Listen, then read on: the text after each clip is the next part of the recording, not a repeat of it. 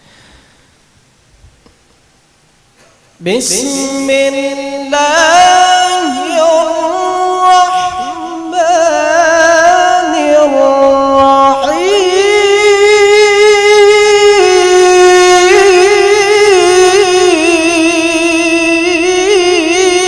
الرحيم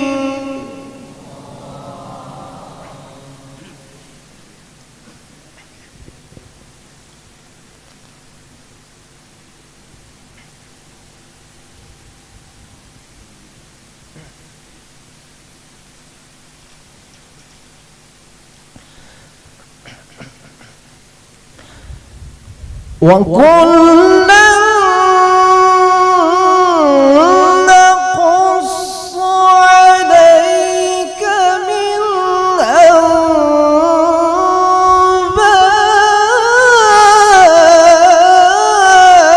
أنباء الرسل ما نثبت به فؤادك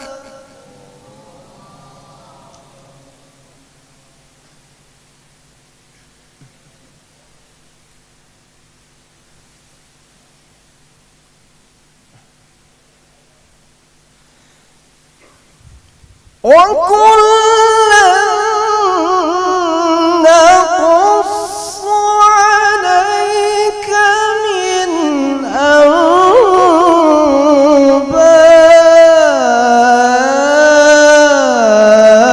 أنباء الرسل ما نثبت به فؤادك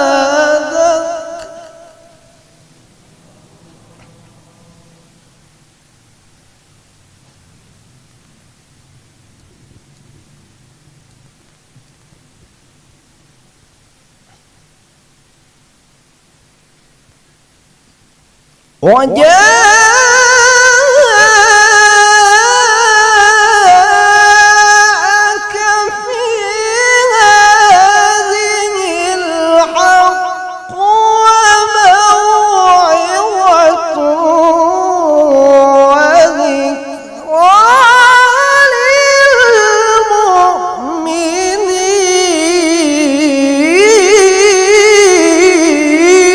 للمؤمنين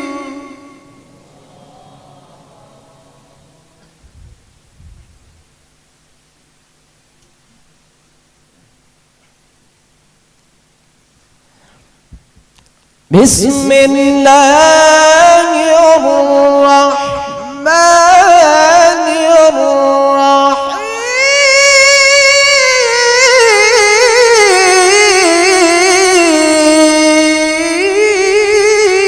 الرحيم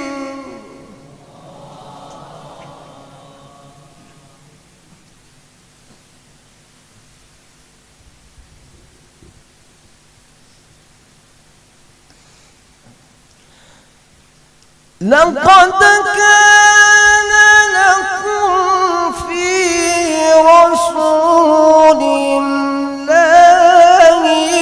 أسوة حسنة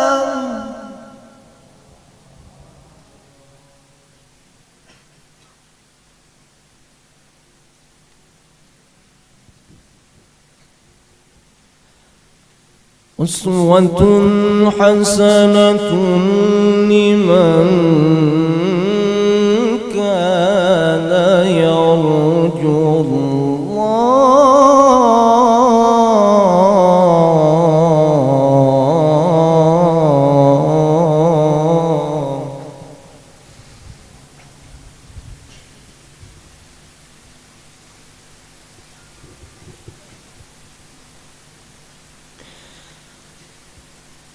أسوة حسنة لمن كان يرجو الله واليوم الآخر وذكر الله كثيرا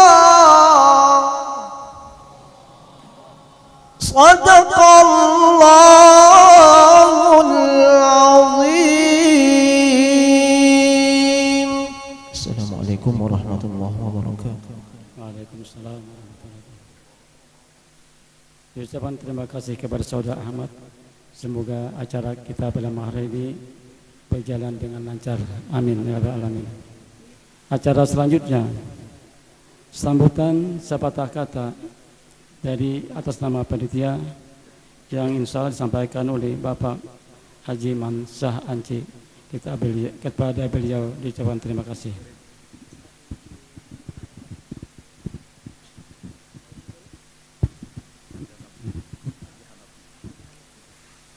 Bismillahirrahmanirrahim. Assalamualaikum warahmatullahi wabarakatuh. Yang kami muliakan dan kami cintai, Al-Habib Nail bin Tahir, pimpinan Majelis Rasulullah dari Malaysia. Selamat datang Pak Al-Habib di Amuntai Kota Bertakwa.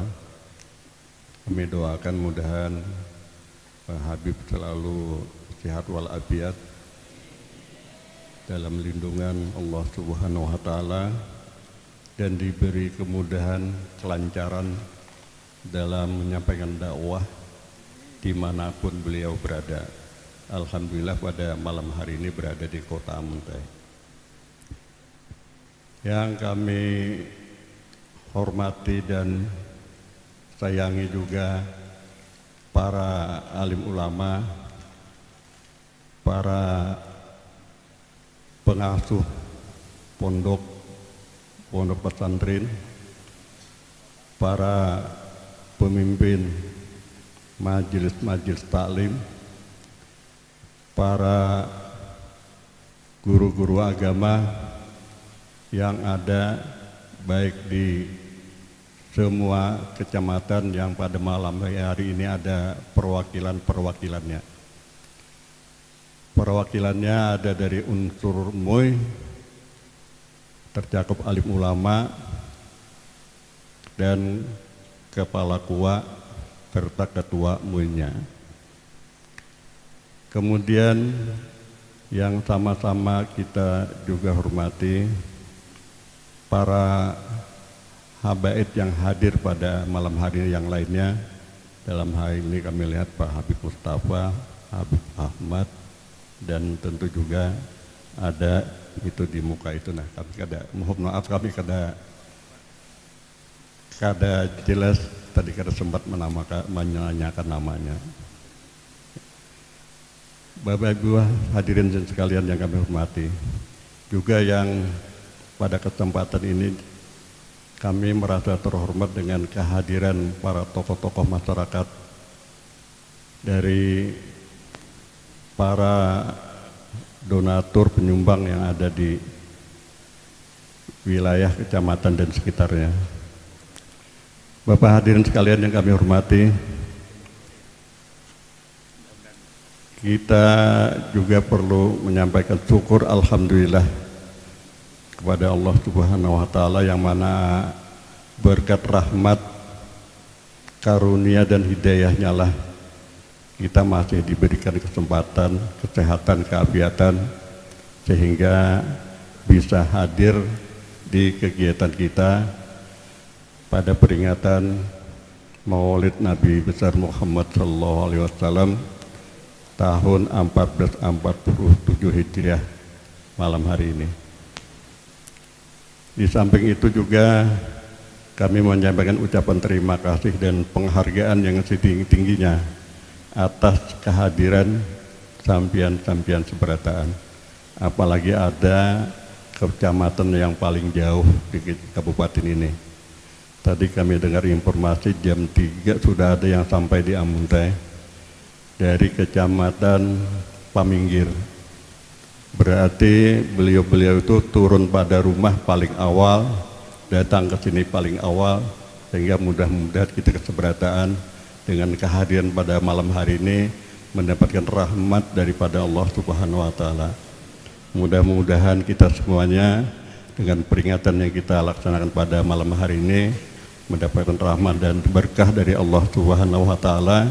Kita semua dipanjangkan umur, disehatkan badan, kemudian juga dimurahkan rezeki, kemudian yang lebih utama mudah-mudahan segala niat, hajat dan doa kita seberataan dikabulkan oleh Allah Subhanahu wa taala. Amin. Bapak Ibu hadirin yang sekalian yang kami hormati, kemudian ucapan terima kasih kami yang utama juga kami sampaikan kepada para penyumbang atau yang telah memberikan bantuan baik berupa keuangan, tenaga, pikiran, ada yang memberikan berupa peralatan penunjang kegiatan kita malam hari ini berupa seperangkat sound system, ada yang memberikan bantuan berupa lampu penerangan atau lampu sorot, dan kemudian ada yang memberikan bantuan berupa dekorasi daripada mihrab yang ada di muka kita ini.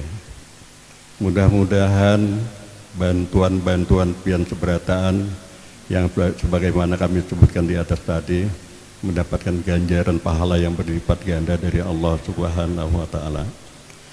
Bapak Ibu sekalian yang kami hormati, yang paling utama mudah-mudahan kita berharap dengan peringatan pada malam hari ini nantinya syiar Islam di kabupaten kita ini, utamanya di majelis-majelis taklim, di tempat-tempat pengajian apapun, dimanapun berada, lebih semarak daripada yang lalu, dalam artian kedepannya akan lebih semarak lagi. Itu harapan kita semua.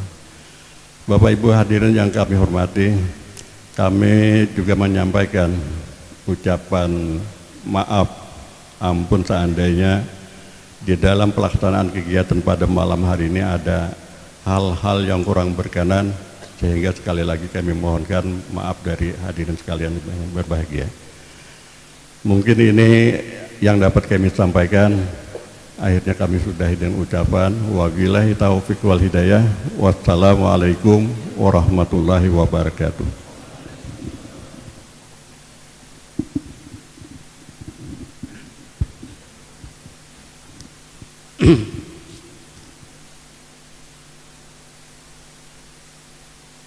Acara selanjutnya ceramah agama yang insya Allah akan disampaikan oleh Habib Nail bin Tahir. Beliau ini adalah pimpinan pondok pesantren di Malaysia. Kebetulan pada malam ini mengisi acara kita pada malam ini. Kepada beliau kita persilahkan dan diucapkan terima kasih.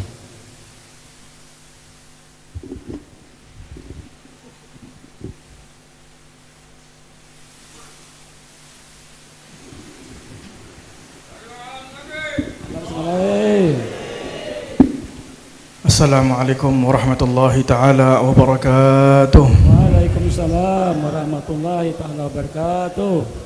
Yang saya hormati para alim ulama yang hadir di majlis yang penuh dengan barakah ini, wabil khusus Kiai Abdul Halim, Ketua Majlis Al-Ma'arif, Kiai Abdul Bari, sesepuh ulama di Muntai, para tokoh-tokoh, Haji Syah Rujani, Pak Bupati Hulu Sungai, Pak Harus Setiawan, Haji Mansyah, Ketua Panitia, Habib Faiz Al-Kaf, Pak Kapolres, Pak Dandim, Pak Kajari, seluruh para ulama, orang-orang tua yang hadir, tanpa kurangnya penghormatan saya kepada setiap yang hadir bersama di dalam majlis yang penuh dengan barakah ini. Moga-moga kita semua mendapat rahmat Allah Subhanahu wa taala. Moga-moga kita mendapat barakah dari Allah Subhanahu wa taala. Moga-moga dosa-dosa kita diampuni oleh Allah Subhanahu wa taala. Moga-moga perkumpulan kita pada malam ini menjadi sebab kita mendapat syafaat baginda Rasulullah sallallahu alaihi wasallam. Amin ya rabbal. Alhamdulillah alladzi hadana li hadza wa ma kunna linahtadiya laula an hadana Allah. Wa salli wa sallim ala habibillah sayyidina Muhammad wa ala alihi wa sahbihi wa man walah. Alhamdulillah, kita bersyukur kepada Allah Subhanahu wa taala pada malam yang penuh dengan barakah ini. Allah kumpulkan kita di dalam majlis untuk bersama-sama mengagungkan baginda Rasulullah sallallahu alaihi wasallam, untuk bersama-sama memuliakan baginda Nabi Muhammad sallallahu alaihi wa ala alihi wasallam, untuk bersama-sama memperbanyakkan selawat kepada baginda Nabi Muhammad sallallahu alaihi wa ala alihi wasallam.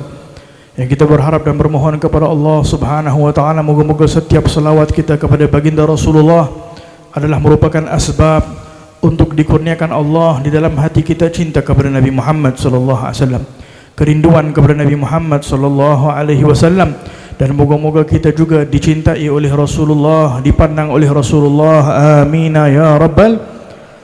Alhamdulillah. Hadirin dan hadirat yang dirahmati oleh Allah, kita berada dalam majlis yang mulia, majlis zikir, majlis yang diberitahu oleh baginda Rasulullah sallallahu alaihi wa ala alihi wasallam, raudhun min riyadil jannah. Majlis yang apabila kita duduk di dalamnya berzikir kepada Allah, ianya bukan lagi daripada nikmat keduniaan, tetapi ianya nikmat daripada syurga Allah Subhanahu wa taala. Ianya nikmat daripada syurga Allah Subhanahu wa taala, dan masing-masing akan merasai nikmat kelazatan syurgawi ini bergantung kepada tahap imannya kepada Allah, bergantung kepada tahap keyakinannya kepada Allah, bergantung kepada tahap ma'rifahnya kepada Allah Subhanahu wa taala, bergantung kepada tahap mahabbahnya kepada baginda Rasulullah sallallahu alaihi wasallam. Masing-masing akan merasai kelazatan nikmat duduk di dalam syurga Allah Subhanahu wa taala. Dengan itu berkata seorang ulama besar di kota Hadramaut bernama Imam Ahmad bin Hasan Al-Attas. Beliau pernah berkata bahawa di dalam majlis zikir, di dalam majlis ilmu itu adanya dua nikmat yang diberikan oleh Allah Subhanahu wa taala. Yang pertama adalah merupakan sabun diberikan oleh Allah. Yang kedua adalah air yang diberikan oleh Allah. Sabun bagi mereka yang datang ke dalam majlis, hatinya yang masih kotor akan dibersihkan oleh Allah Subhanahu wa taala. Hatinya yang masih penuh dengan kebencian, yang penuh dengan kedengkian, yang penuh dengan kesombongan akan dibersihkan oleh Allah Subhanahu wa taala. Yang kedua adalah air yang akan diberikan oleh Allah Subhanahu wa taala. Air yang mulia, air yang suci, air yang diperumpamakan oleh ahli tasawuf, ma'ul hayah, ma'ul mahabbah, air yang dapat menghidupkan hati kita cinta kepada Allah Subhanahu wa taala, yaitu orang-orang yang sudah bersih hatinya, hadir di dalam majlis zikir, bertambah lagi kecintaannya kepada Allah. Cinta kepada Allah sudah ada di dalam hatinya, bertambah lagi kecintaannya kepada Allah, bertambah lagi kecintaannya kepada Rasulullah, bertambah lagi kecintaannya kepada para awliyaillah, kepada orang-orang salihin, orang-orang yang dekat kepada Allah Subhanahu wa taala. Dan nikmat ini tidak ada penghujungnya, karena nikmat di dalam syurga Allah tidak ada batasnya. Dengan itu hadirin dan hadirat yang dirahmati oleh Allah, para ulama tidak pernah memisahkan diri mereka daripada majlis. Sentiasa duduk di dalam majlis, majlis zikir, majlis ilmu, majlis menyebut nama Allah Subhanahu wa taala. Dengan itu datang di dalam sebuah hadis baginda Rasulullah sallallahu alaihi wasallam, Nabi sallallahu alaihi wasallam bersabda, "Majtama'a qaumun", tidaklah berkumpulnya sebuah kaum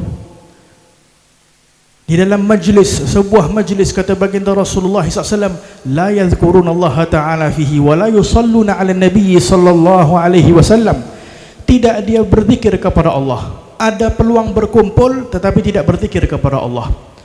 Dalam masa yang sama, kata baginda Rasulullah, juga tidak berselawat kepada baginda Rasulullah sallallahu alaihi wasallam, illa kanat alaihim hasrah yaumul qiyamah, kata baginda Rasulullah, kecuali nanti kelak di akhirah dia pasti akan menyesal, kata Nabi.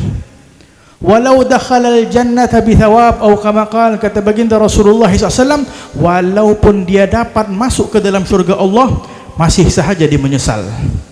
Karena dulu dia mempunyai peluang duduk dengan keluarganya, duduk dengan teman-teman jirannya, duduk dengan para alim ulama, duduk dekat dengan orang-orang salihin, tidak diambil peluang untuk duduk berzikir kepada Allah. Tidak diambil peluang untuk duduk berselawat kepada baginda Rasulullah sallallahu alaihi wa ala alihi wasallam. Bayangkan sudah masuk dalam syurga masih menyesal. Masih menyesal apa? Ya Allah, peluang dahulu diberikan oleh Allah, ada majlis selawat di kawasan ini, aku tidak hadir. Tadi kita dengar daripada Pak Panitia menyebutkan ada yang datang daripada jauh, yang lebih jauh, lebih besar pahala yang akan diberikan oleh Allah, ganjaran yang akan diberikan oleh Allah Subhanahu wa ta'ala, pemberian yang paling nyata yang akan diberikan oleh Allah, walladzina jahadu fina lanahdiyannahum subulana. Kata ulama, pemberian yang paling besar akan diberikan oleh Allah di dunia, yang bertungkus lumus, yang berusaha, penat letih mujahadahnya, penat perjalanan, datang daripada jauh, pemberian daripada Allah, lanahdiyannahum subulana, kami pasti akan memberikan hidayah kepadanya. Hidayah ini bisa dibeli di mana Bapak Ibu yang dirahmati oleh Allah Subhanahu wa taala? Adakah ada kedai yang jual hidayah? Adakah ada tempat yang jual hidayah? Hidayah ini pemberian daripada Allah Subhanahu wa taala. Nabi Muhammad SAW ingin agar ada di antara keluarga baginda Rasulullah yang mendapat hidayah. Allah memberitahu, engkau tidak mampu memberikan hidayah wahai Muhammad, aku yang memberikan hidayah. Allah memberikan hidayah kepada siapa yang dikehendaki oleh Allah Subhanahu wa ta'ala.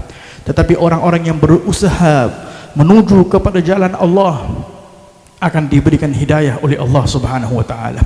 Setiap langkahnya menuju kepada masjid rumah Allah, asbab hidayah yang akan diberikan oleh Allah.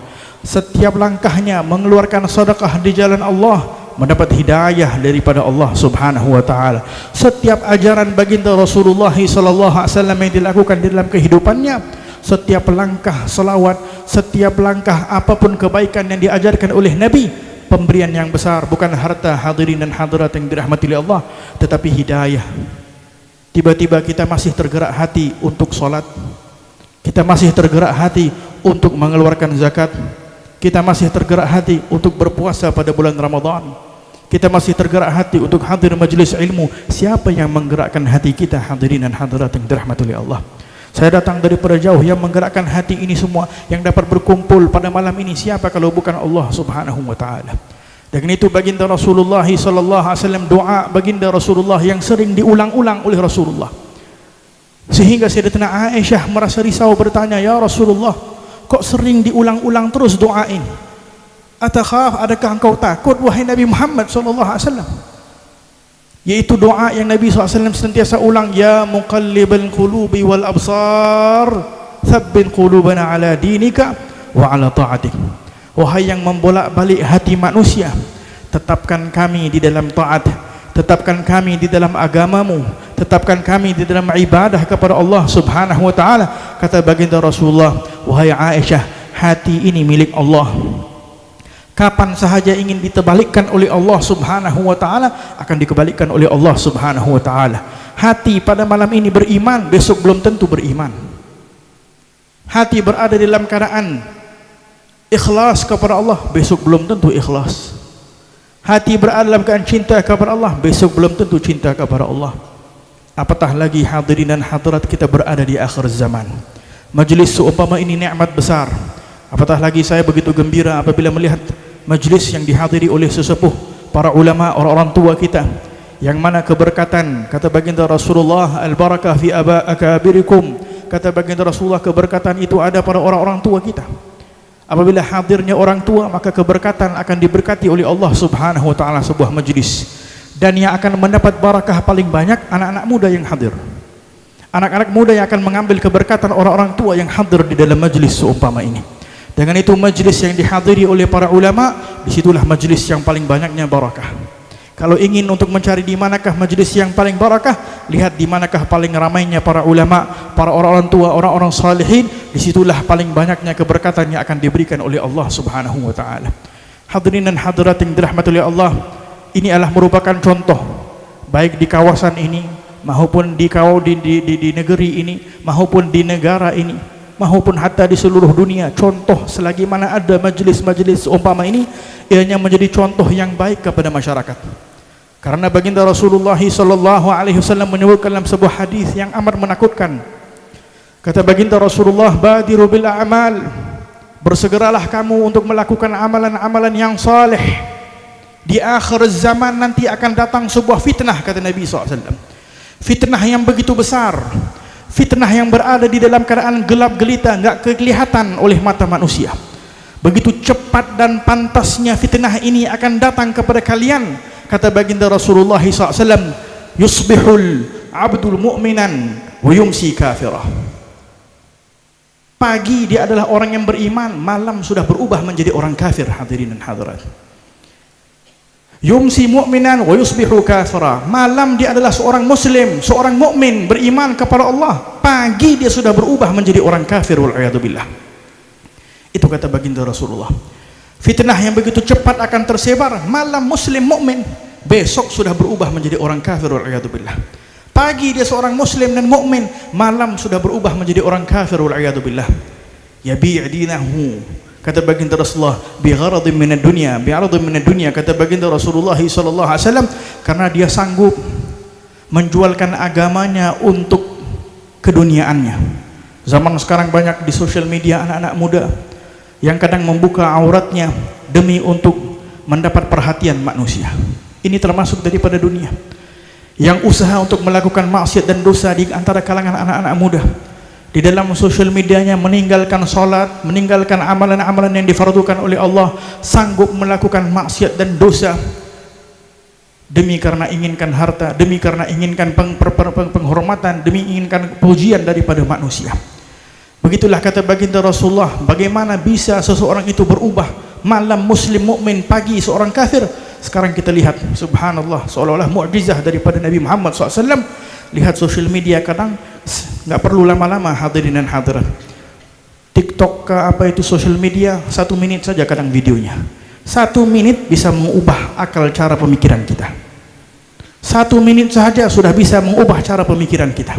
Yang tadinya cinta kepada para aulia illah, dikarenakan video yang dilihat, boleh jadi daripada salah orang yang dilihat, akhirnya berubah menjadi orang yang benci kepada para aulia illah subhanahu wa ta'ala. 1 menit saja. Asalnya pecinta Rasulullah, tersebar 1 video daripada orang-orang munafik, orang fasik, orang yang inginkan kejahatan, berubah pemikirannya terhadap baginda Rasulullah sallallahu alaihi wasallam, berubah pemikirannya terhadap para ulama, berubah pemikirannya hatta terhadap Islam. Dengan itu kata baginda Rasulullah, nanti akan ada orang yang bertanya-tanya terus, ini siapa yang cipta? Ini siapa yang cipta? Ini siapa yang cipta? Terakhir sekali apa katanya? Tuhan Allah, siapa yang cipta? Kata Allah, kata Nabi Muhammad, udah nggak ada jawaban lagi kalau begini. Jawabannya apa? A'udzubillahi minasyaitonirrajim. Jawabannya minta perlindungan daripada Allah subhanahu wa ta'ala. Dengan itu hadirin dan hadirat, majelis seumpama ini adalah merupakan perlindungan yang kita minta dari Allah, agar keluarga kita, teman-teman kita, masyarakat kita terus diberikan hidayah oleh Allah subhanahu wa ta'ala, terus dibimbing oleh Allah kepada jalan yang diridhai oleh Allah subhanahu wa ta'ala. Hadirin dan hadirat yang dirahmati oleh Allah, sedikit peringatan yang ingin saya ingatkan kepada diri saya dan hadirin dan hadirat yang hadir pada malam yang penuh dengan barakah ini. Sebuah hadis baginda Rasulullah sallallahu alaihi wa ala alihi wa sahbihi wa baraka wasallam. Rasulullah sallallahu alaihi wasallam menyebutkan dalam sebuah hadis tentang kelebihan orang-orang yang mempunyai hati yang bersih, yang menjadi amalannya begitu tinggi di sisi Allah. Tujuan perbanyakkan berzikir, tujuan perbanyakkan selawat, tujuan kita hadir majelis maulid adalah untuk membersihkan hati kita, adalah untuk membersihkan hati kita, karena hati yang kotor tidak layak untuk mencintai Nabi Muhammad sallallahu alaihi wasallam. Hati yang kotor tidak layak untuk mencintai para aulia illahi subhanahu wa ta'ala. Kalau kata ulama, cinta kepada wali sudah membuatkan orang itu wali min aulia illah. Baru cinta. Cinta kepada para aulia illah sudah masuk dia di dalam wilayah as-sughra, sudah masuk dia di dalam kewalian yang kecil, kata ulama. Bagaimana dia mau cinta kepada para aulia kalau hatinya masih penuh dengan kebencian, masih penuh dengan hasad dengki, masih penuh dengan kesombongan? Mustahil dia akan mendapat kecintaan yang suci ini, hadirin dan hadirat. Dan itu banyak di dalam hadis. Kata baginda Rasulullah, la yajtami', tidak akan berhimpun, berkumpul al-iman wal hasad. Iman tidak akan bercantum dengan hasad. Kalau sudah ada hasad di dalam hati, iman enggak ada. Bagaimana seorang mukmin bisa hasad dengki kepada orang lain, benci kepada orang lain?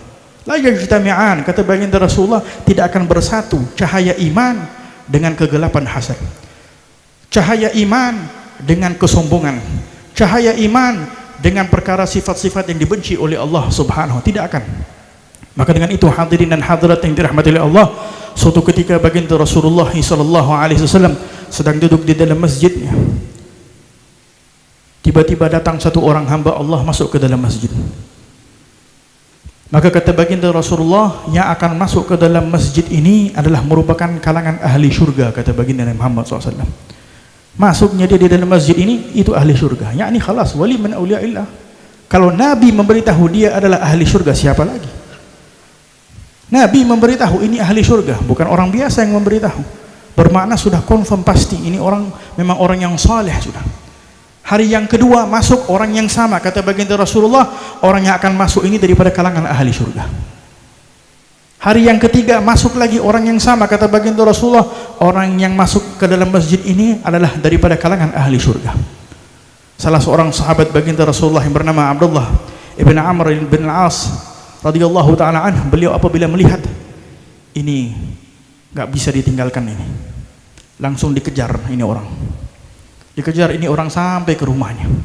Diberikan alasan kepada orang tersebut, wahai fulan, aku ada problem, gak ada tempat tinggal, gak ada tempat, bisa gak aku tinggal, saya tinggal di rumah kamu wahai fulan. Ya tidak, tafadhal. Tetamu datang duduk di dalam rumah. Duduk dia di dalam rumah, tujuan utamanya mau melihat amalan apa sih yang dilakukan oleh orang ini sehingga dia ini mendapat kedudukan bisyarah daripada Rasulullah ahli surga. Hari pertama berlalu, melihat dia terus, banyak berzikir enggak? Dilihat terus, banyak baca Al-Quran enggak? Banyak sholat enggak? Adakah dia ini adalah ahli tahajud, ahli qiyamul lail? Pada waktu malam dilihat kadang ini dia terbangun sedikit, dia menyebut Allah, menyebut takbir, berzikir, sholatnya biasa sahaja. Hari yang kedua berlalu, juga begitu. Hari yang ketiga berlalu, kalau duyuf kata ulama 3 hari, kalau lebih sudah tidak dinamakan duyuf lagi sudah. Jadi selama 3 hari dia duduk di dalam rumah. Orang yang saleh ini melihat perbuatan apa, amalan apa yang dilakukan, sehingga akhirnya dia putus asa karena tidak melihat apa-apa perkara yang lebih. Maka akhirnya beliau pun datang kepada fulan tersebut, wahai fulan, aku tidak mempunyai apa-apa problem sebetulnya. Yang aku mahu tahu, engkau ini diberikan bisyarah oleh Rasulullah, engkau daripada kalangan ahli syurga. Tidak, katanya, mustahil aku, tawadhu. Tidaklah mustahil aku daripada kalangan ahli syurga. Pasti ada sesuatu amalan yang kau lakukan yang membuatkan kau mendapat kedudukan yang tinggi ini. Beritahu kepada aku, wahai fulan. Katanya, enggak ada apa-apa. Apa yang kamu lihat itulah rutinan aku setiap hari.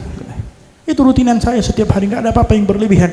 Ya paling sholat berjamaah, perkara-perkara biasa yang dilakukan oleh orang-orang biasa, orang-orang muslimin. Coba beritahu kepada aku, pasti ada sesuatu.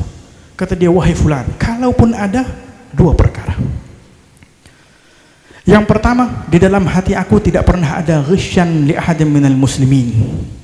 Tidak pernah ada di dalam hati aku kebencian kepada sesiapapun orang Islam, kata beliau. Tidak ada aku benci kepada orang Islam. Orang Islam ikhwani. Dusta kalau kita benci kepada teman kita karena hartanya. Mau jawab apa di dalam kubur nanti saat ditanya oleh malaikat, man ikhwanuka? Siapa saudaramu? Dia akan berdusta dengan berkata, al-muslimun ikhwani, orang Islam semua adalah saudara aku. Sedangkan dia mungkin putus hubungan silaturahminya karena harta daripada keluarga dan seumpamanya.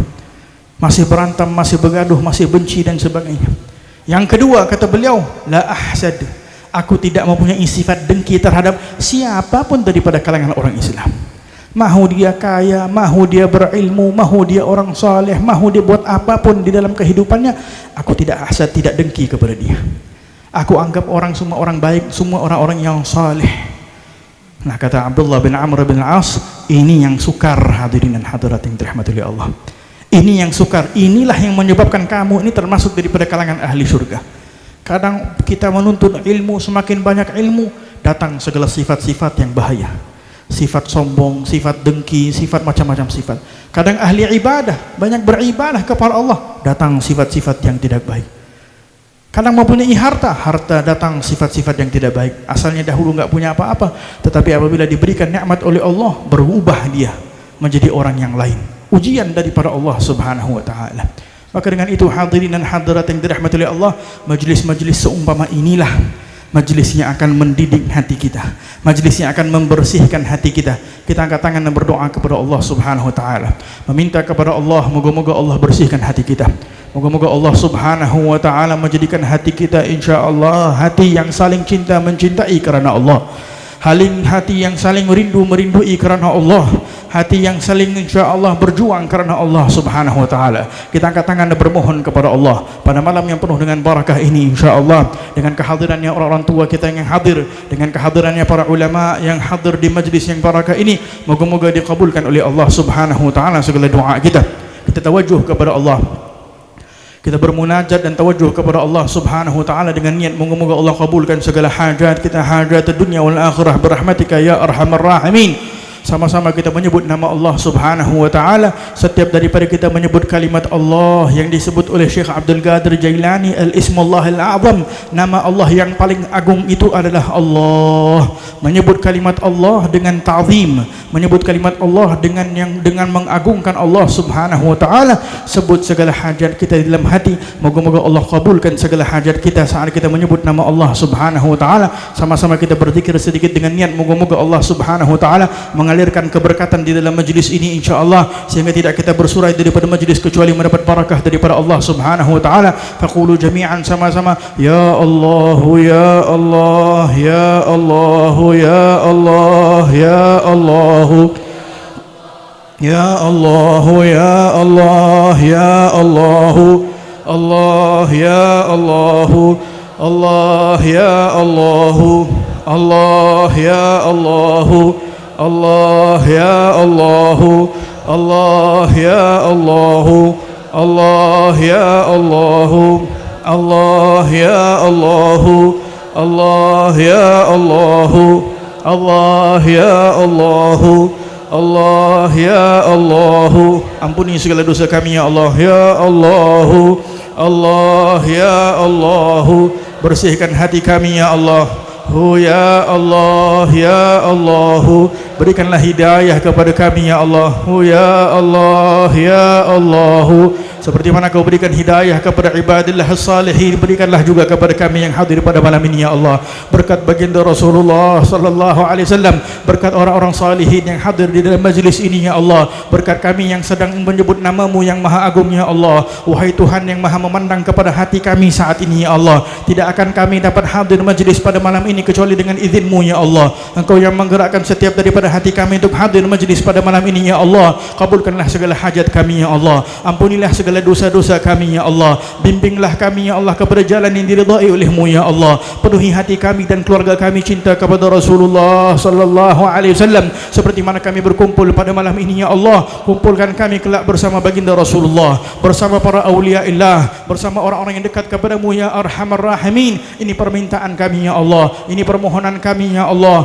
Engkaulah yang maha agung, engkaulah yang maha pemberi ya Allah. Engkau mampu memberikan kepada setiap daripada hamba-Mu segala kebaikan ya Allah. Maka berikanlah pemberian-pemberian yang agung ini kepada kami ya arhamar rahimin. Ya Allah ya Allah ya Allah Allah ya Allah Allah ya Allah Allah ya Allah Allah ya Allah Allah ya Allah ya Rahman ya Rahim ya Allah ya Rahman Rahim ya Allah ya Rahman.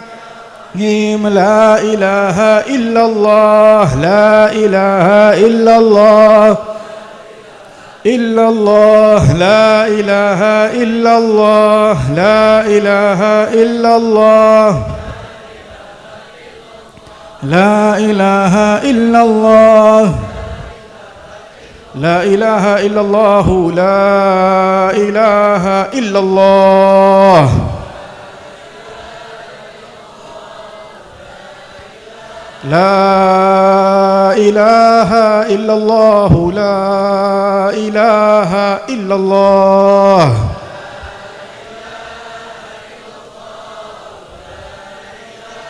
La ilaha illallah Muhammadur Rasulullah.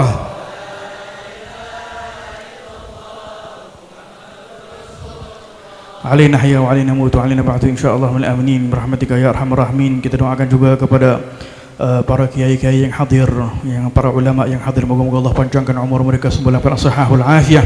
tokoh-tokoh masyarakat yang hadir, moga-moga Allah panjangkan umur mereka semua dalam sehat wal afiah, dapat terus memberikan manfaat kepada umat Nabi Muhammad sallallahu alaihi wasallam, kepada sahabat majlis Kiai Abdul Halim, moga-moga Allah panjangkan umur beliau dalam keadaan sehat wal afiah, terus memberikan manfaat kepada umat Nabi Muhammad sallallahu alaihi wasallam, dan moga-moga Allah Subhanahu wa taala kabulkan majlis kita pada malam ini insyaallah birahmatika ya arhamar rahimin ya arhamar rahimin ya arhamar rahimin. Wa sallallahu ala sayyidina Muhammad wa ala alihi wa sahbihi wa baraka wasallam. Walhamdulillahirabbil alamin. Bisirril Fatihah.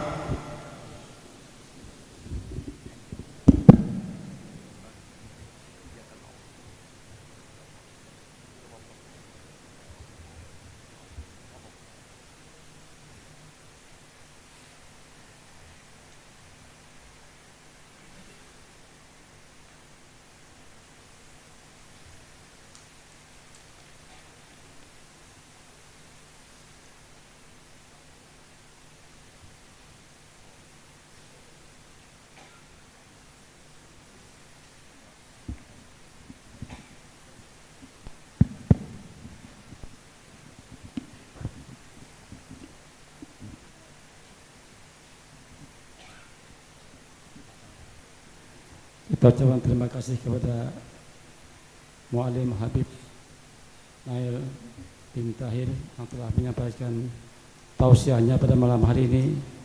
Mudah-mudahan apa-apa yang telah disampaikan oleh beliau mendapatkan kejadian amaliyah untuk kita bersama untuk kehidupan selanjutnya. Acara selanjutnya sambutan atas nama Bapak Bupati Kabupaten Hulu Utara kepada Bapak beliau. Kita ucapkan terima kasih.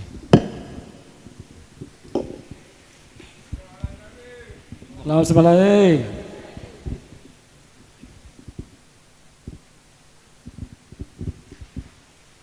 Bismillahirrahmanirrahim. Assalamualaikum warahmatullahi wabarakatuh.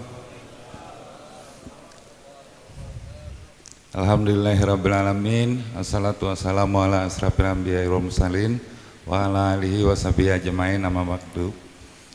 Yang sama-sama kita muliakan, sama-sama kita cintai, sama-sama kita banggakan, Habib Nail bin Tahir, terima kasih yang datang dari Malaysia.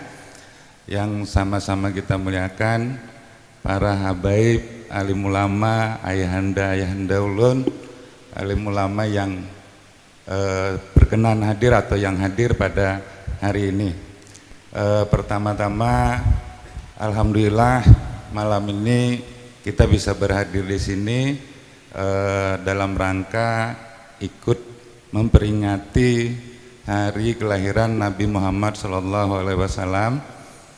Yang selanjutnya mungkin ini yang pertama ulun berdiri di sini untuk menyampaikan sepatah dua patah kata, tapi lebih kepada karena permohonan maaf dari Pak Bupati kita, Pak Haji Sahrojani, yang kebetulan hari ini tadi sore dipanggil karena ada menteri datang di Banjarmasin. Mohon izin ulun juga mohon doa gesan Pak Bupati kita, mudah-mudahan selalu istiqamah dalam memimpin Kabupaten Hulu Sungai Utara. Insya Allah kita akan selalu mendukung dan mensupport penuh kegiatan-kegiatan keagamaan yang akan dilakukan di Kabupaten Hulu Sungai Utara. Terakhir ulun minta maaf apabila ada sesuatu yang salah atau salah sambat, salah kata-kata dari ulun. Ulun akhiri wabillahi taufiq wa hidayah. Wassalamualaikum warahmatullahi wabarakatuh.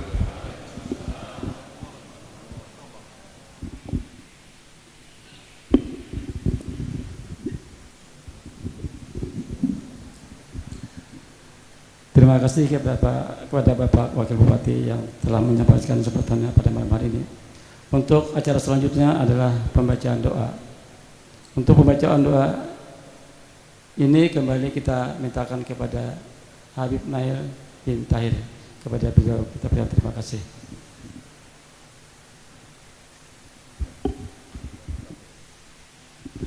Nah, jangan terus. Ayo, mantap. Antum,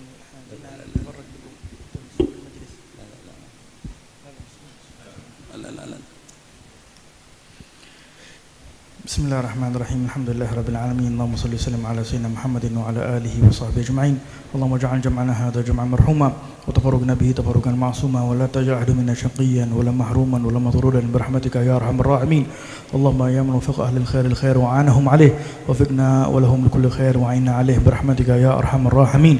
اللهم تب علينا توبة نصوحا زكنا بها جسما وقلبا وعقلا وروحا اللهم كما هديت عبادك الصالحين فاهدنا يا الله إلى طريق الحق إلى طريق الصواب إلى طريق الرشاد إلى طريق السداد سدد خطانا وخطاهم يا الله يا أرحم الراحمين اللهم يا مقلب القلوب والأبصار ثبت قلوبنا على دينك وعلى طاعتك يا أرحم الراحمين اللهم إننا نتوجه إليك بجاه حبيبك سيدنا محمد صلى الله عليه وسلم أن تغفر ذنوبنا وأن تستر عيوبنا وأن تجعلنا من أهل الخير برحمتك يا أرحم الراحمين اللهم إنا نسألك الهدى والتقى والعفاف والغنى اللهم إنا نسألك ما سألك وعبدك نبيك سيدنا محمد صلى الله عليه وسلم وعبادك الصالحون ونعوذ بك ما استعاذ عبدك نبيك سيدنا محمد صلى الله عليه وسلم وعبادك الصالحون وأنت المستعان وعليك البلاغ ولا حول ولا قوة إلا بالله العلي العظيم اللهم اغننا بحلالك عن حرامك وبطاعتك عن معصيتك وفضلك عن سواك بجاه حبيبك سيدنا محمد صلى الله عليه وسلم وبجاه جميع أولياء الله الصالحين في مشارق الأرض ومغاربها أجمعين الله اغفر لهم وارحمهم وعيد رجال الجنة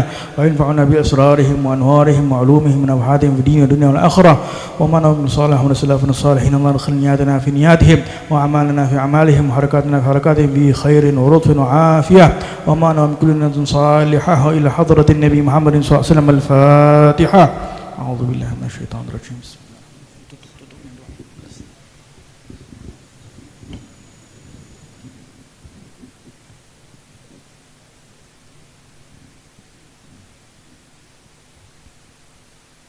Demikianlah pembacaan doa.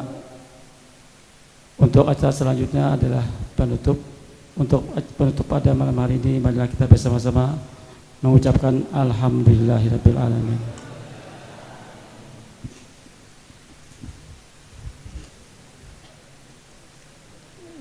Ya, kepada Bapak para alim ulama dan undangan bisa turun ke bawah kira-kira ya.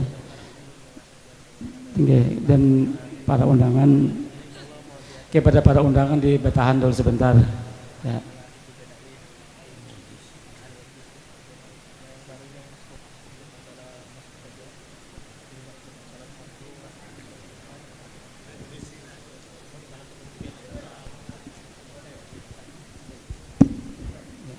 Kepada malim yang di depan dan di atas bisa turun ke bawah ya, supaya kita okay.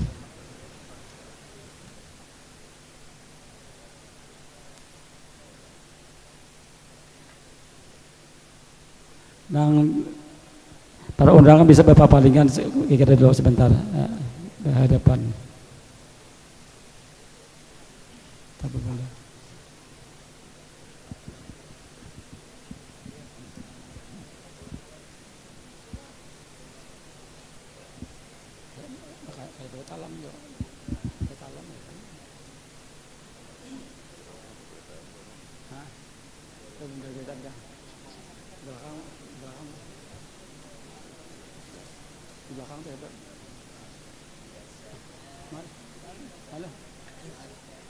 Supir kasi ang kaos makadang. Oh iya,